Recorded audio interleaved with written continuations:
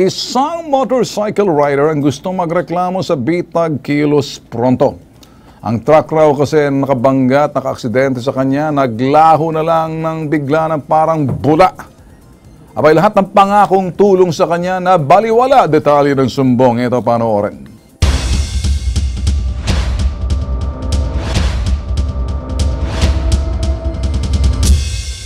Ako po si Edward Bautista. Lumapit po ako sa Bitag para ireklamo si Robert G. Casino. Pinangakuan po kasi ako na paggagamot po ako nung nadisgrasya po ako nung June 1, 2017. Hanggang ngayon po hindi pa po siya nagpapakita sa akin. Ang mangyari po kasi, binigyan lang po kami ng contact number, then sabi tawagan daw po siya, pupunta raw po siya ng Philippine Orthopedic. Natutulungan po ako sa pagbili ng bakal ng binti ko kasi po nabali po to. At sabi niya po, may kilala daw po siyang mabibilan na mura. Pero ni isa puro sa mga pangako niya, wala pong natupad. Ang nangyari ko kasi noon, nasagasaan na ako, huminto na siya ng dahan-dahan. Tapos nung nalaman po may tao sa ilalim, may motor, inawat siya ng MMDA, hinarurot pa po niya yung truck. Para po niya akong balak patayin eh. Buti na lang ho, nakatalon ako sa motor ko. Talagang sobrang sakit po na nangyari sa akin. Natanggal po ako sa trabaho dahil po sa disgrasya ako sa paa. Kasi hirap na hirap po ako nun eh. 3 buwan po ako nun. Nanganak asawa ko. Wala akong pera. Yung anak ko po huminto sa pag-aaral. Dahil wala po akong pansustento. Ngayon ang nanay ko, pinangakuan niya na makisettlement. Nagbigay ho siya ng paunang bayad na almost 16 po yon. Binawasan niya pa yun kasi nga wala raw siyang pamasahe pa uwi. Kung nasan ka man, makonsensya ka naman. Bibigyan lang ho natin yung summary just in case hindi nyo nahabol. Nasangkot ho sa aksidente ang anak ni Edward Bautista ng June 1, 2017 habang nagmamaneho ng motor. Nang dahil sa aksidente ay nabalian ng buto sa paa si Edward at nawala ng hanap buhay. 15,400 pesos lamang na ibigay kanyang tulong sa kanya. Ngayon ay pinabayaan na sila sa iba pang pangangailangan medical. Di na rin makontak ng number na may-ari ng truck. Ang complainant ho natin si Eduardo Bautista at si Edward Bautista at ang Robert daw ho rito, ang respondent ho si Robert Casino. Okay, yun ang okay. Alam niyo ba ang kumpanya kung saan? Bali po nakita po ni tatay nung last time na nagpunta siya ng... Okay, anong pangalan ng kumpanya na to para malaman mo natin? RJ Casino Tracking. RJ Casino Tracking. Okay, Casino Tracking. Pag may mga truck man ganyan, alam ko merong insurance yan eh. At may third-party liability. Yeah. Ang sabi niya raw po, wala po raw insurance. Insurance? Hindi po pwede yan. May kayo nagmamaneho ng truck. Pagkatapos wala kang insurance, pag nakabangga ka, nakapatay ka, may third-party liability. Kahit na paano, hindi sana nangyari sa iyo. At natulungan ka na hindi na parang lilimos ka dun sa taxi driver. Itong Robert Casino, yan po yung may-ari. Sila may-ari. Kaya kung sakaling ito si Robert Casino nanunood sa atin ngayon, abay, teka muna, may problema ka. Kasi kung lahat ng mga sasakyan mo na wala kang insurance, nagmamaneho ka, at pagkaroon ng aksidente na hindi naman sinasadya, dapat yan, ang unang talagang gagawa ng paraan dyan, yung sinasabi nating, una, yung mismong kumpanya at yung insurance ng kumpanya. Ito ba yung naka-report sa police? Yes po, sa Pasay Police. Sa Pasay Police. Okay. Normally dito, sa mga ganitong klaseng situations, pwede naman kasi tumulong dito sa atin yung HPG para mabisita kasi unang-una, may pagdating sa mga ganitong klaseng traffic, pwede natin kasi may legal na pamamaraan na ikay matulungan. Kasi ako naniniwala kasi na kapag sino ka man at meron ka mga sasakyan, kinakailangan insurance, truck man yan, sasakyan man yan, hindi ka pwedeng magkaroon ng sasakyan na wala kang insurance. Kung sakaling nagkaroon ng bulilyaso, merong pwedeng ito'y hahabulin at medyo ito'y babayad dun sa pangangailangan. So hindi ko maintindihan. Ibig mong sabihin yung driver lamang ang nagbayad sa'yo? Baliho, kinasuhan na lang po namin. Kinasuhan ninyo. Ngayon, para mo sinabi, kinasuhan nyo, magpapakulong na yun kahit walang pera. Talagang sasabihin na natin din, walang pera. Pero sa akin kasi, para maintindihan mo, sino ba si Edward? Edward? Okay. Alam mo, Edward, kung tutuusin, may pananagutan dito yung kumpanya eh. Trabaho niya to eh. Sige, sa kabilang linya ho natin, si Director General Robert Fajardo. Ito'y nandiyan na ba? Sa PNP Ito'y HPG on the line. Magandang hapon po, sir. Director General Robert Fajardo. Nawala. Naputol. Reconnecting. Kasi unang-una, makakatulong dito. May mga sitwasyon na kung saan nakaraan sa mga ginagawa ng bitag, may nasagasaan at medyo na yung paa, nababalian, nakakatulong yung HPG. Although yun, tawag dito, hit and run yun. Pero dito, pwede manghimasok yung HPG. Pwede rin manghimasok dito ang pulis. Hindi ba pumasok yung pulis dito? Meron pong investigador po. Okay, ano nangyari? Ang mangyari po na pinag-settle po. Kasi nasa okay, nag-settle kayo. Sige. Sa kabilang linya ho natin, Director General Roberto Fajardo ng Philippine National Police Highway Patrol Group. Magandang hapon po, General. Kuya Ben, good afternoon po. Good afternoon, sir. Sir, kami lalapit lamang sa inyo. Baka sakaling pwede ho matulungan ng HPG itong lumapit ho sa ating aksidente, sir, siya sa motor, matagal na ho, nagkaroon ng settlement. Kaya lang yung sinasabing trucking company, parang ipinasa na lang ho doon sa driver at kasuhan na lang daw yung driver. Pero kami, sir, parang something is dubious ho rito kasi sa bawat mga trucking company, may mga insurance ho yung third party na kung minsan pagdating nito, kung ang driver medyo nagkamali, meron pa rin insurance na parang itong obligasyon ho nila dito ho sa nabangga, para naman i-cover ho third-party liability. Makakatulong ho ba, sir, ang HPG? Sige po, para papuntahin niyo po sa opisina yung complainant para po pati habulin po natin yung management ng ayun. Paano po natin mahabol. Alright. Sir, alam ko naman ho, sir, pagdating ho dyan sa sinasabing ginagawa ng HPG, Highway Patrol, dikit ho ang puso ko dyan dahil dyan ho yung ito'y Captain Ramon Tulfo pa, yung aking yumaong ama, HPG nung araw. Opo sir. Alam ko na po sa Highway Patrol, once an HPG, it's always an HPG. HPG, sir. Sige, sir. Ilalapit ho namin sa inyo, sir, para doon sa sinasabing paghabol na rin, pagtulong na rin ho natin, panagutin ho natin yung may-ari ng tracking dahil may talagang may insurance ho yan, sir, at covered pa rin ho yan ng Highway Patrol. Parang iniwal lang ho sa ere, sir, yung sinasabing pobreng ito'y biktima na aksidente, sir.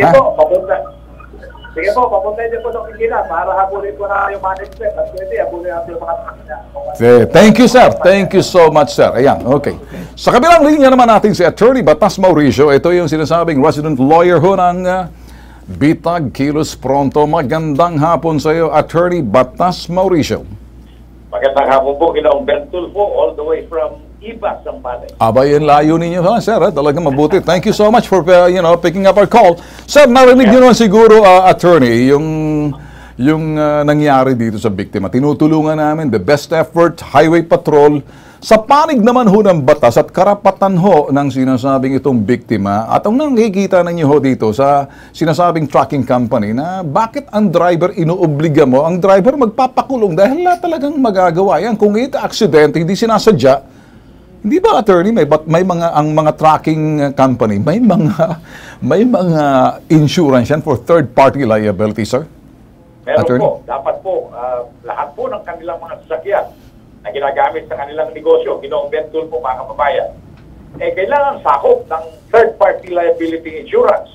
Ito po yung isang uri ng insurance na nilalagay sa mga sasakyan upang kung ang mga ito ay maka-aksidente ng mga tao sa labas ng sasakyan, naglalakad o kung ano pa man ang ginagawa sa labas ng sasakyan ng tao, habang ang sasakyan ay tumatakbo, meron pong pagkukunan ng ibabayan yung perwisyon sa taong na-aksidente. Ayun. Yan po ang third-party liability insurance. Tungkulin po yan ng mga may-ari ng mga trucks at saka mga trucking companies. Now, may problema po tayo dito sa sitwasyon ng ating tinutulungan dito po sa Bitag Kilos Pronto dahil lumilitaw walang insurance.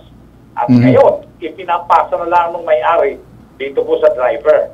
Sa ganyang klase po ng sitwasyon, meron pong hakbang sibil at hakbang kriminal na po pwede pong gawin. Ito pong nabiktima at hakbang administratibo. Ang una po, hakbang sibil, po pwede pong isama sa kasong sibil sa daños perjuicios na sisingilin ng tao yung pong may-ari ng truck. Naku!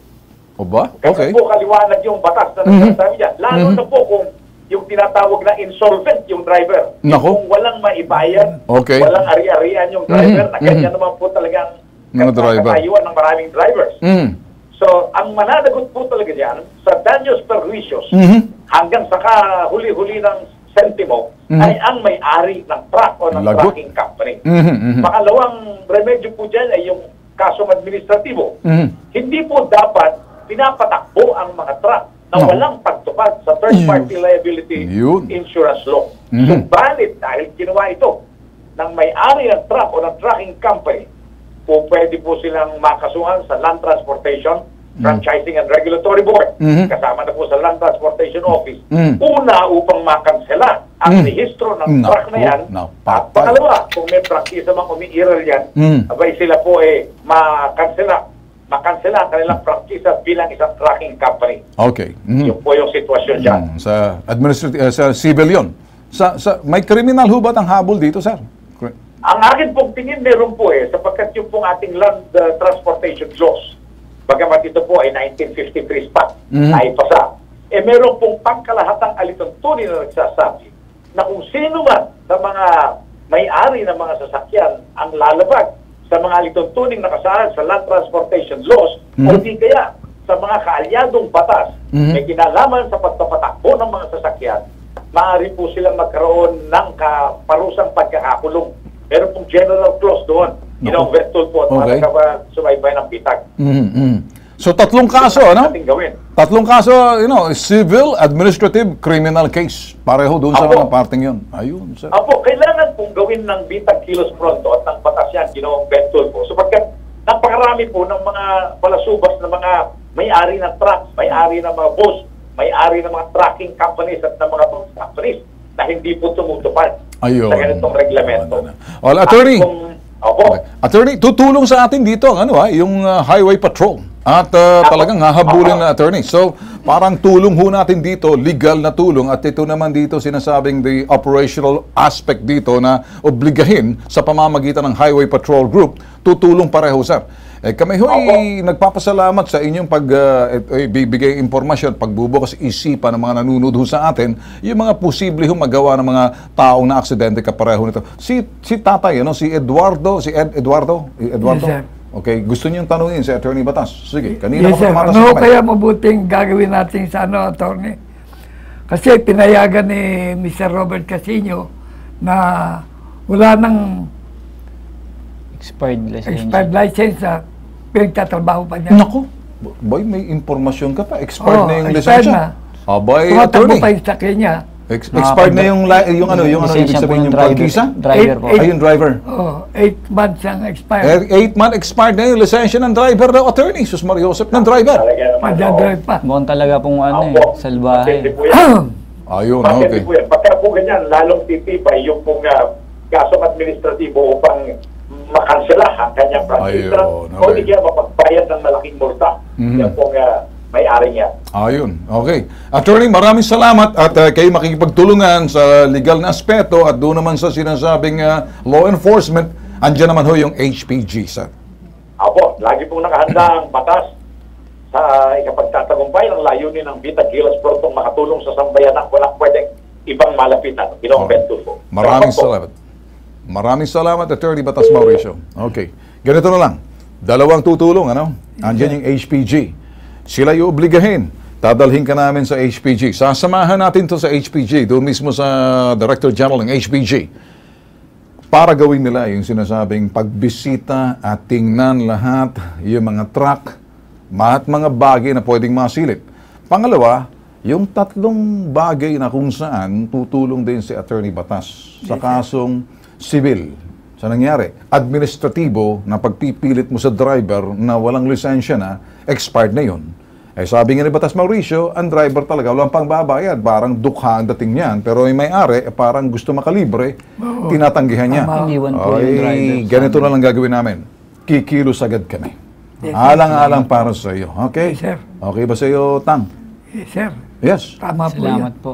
Okay, gagawin namin ng paraan. Okay, tutulungan natin to. Salamat. Walang anuman, ha? Tapusin muna natin to bago ka magpasalamat. Gusto ko makita talagang nakuha natin yung resulta tsaka magpapasalamat. Yes, sir. Pag wala pa, wag muna. Tama ba, James? Okay? Thunders? Okay. Sige, Jason? Wonders? Si Boy Jack? Nandiyan ba yan? Okay, sige, okay. Okay.